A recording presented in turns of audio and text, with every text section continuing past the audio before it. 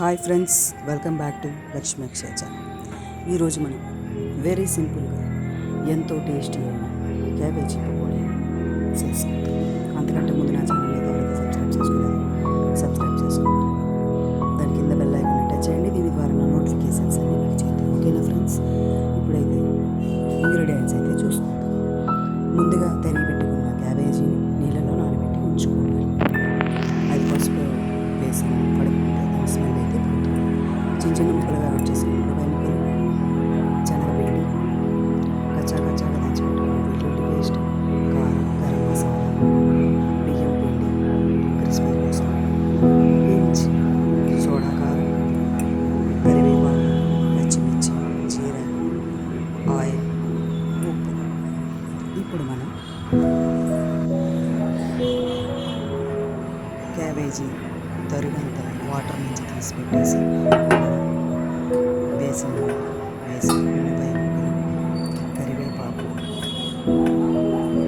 Next పచ్చిమిర్చి,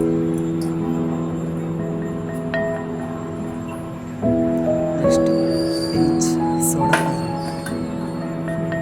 tasty కోసం, next crispy కోసం యాడ్ చేసుకుంటాం.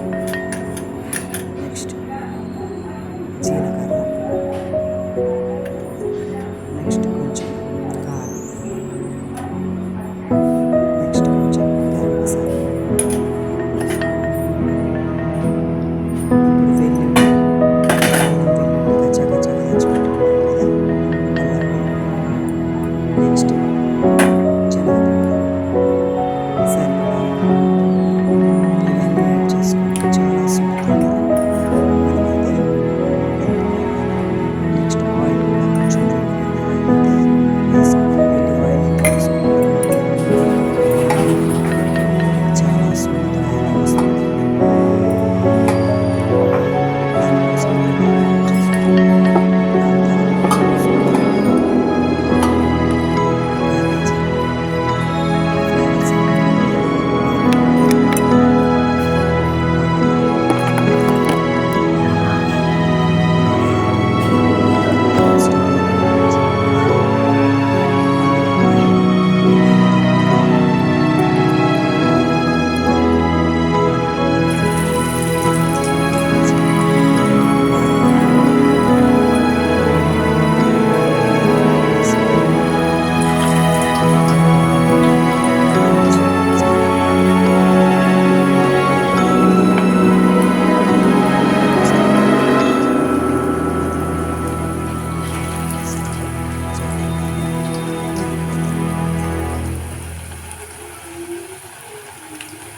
ఆయిల్కి సరిపడా మనం పకోడీలు వేస్తే చాలా ఫ్రీగా ఆ పకోడీలు అయితే ఉడికిపోతాయి. బాగా లోపల కూడా బాగా ఉడుకుతుంది. చూస్తున్నారు కదా, చాలా బాగా ఉడికాయి.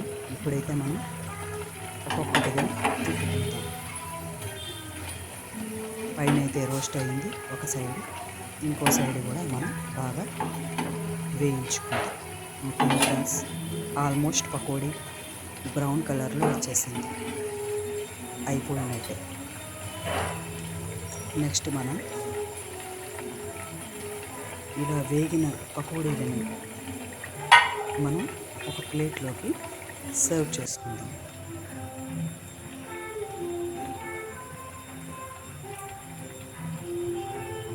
చూస్తున్నారు కదా, ఎంతో మెత్తగా లోపల చూడే బాగా ఉడికిపోయాయి. ఎంతో మెత్తగా అయితే వచ్చాయి.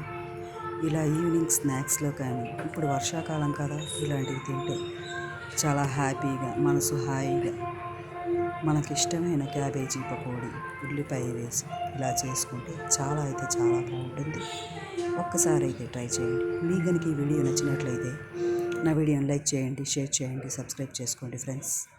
ఇలా వేడి వేడి పకోడీల పక్కన ఉల్లిపాయ ముక్కలు, పచ్చి ఉల్లిపాయ ముక్కలు, నిమ్మకాయ పెట్టుకొని గార్లిష్ చేసుకుంటే చాలా అయితే బాగుంటుంది. వచ్చే రిలేటివ్స్, బంధువులు వస్తారు కదా, వాళ్ళకి పెడితే చాలా ఇష్టంగా తింటారు.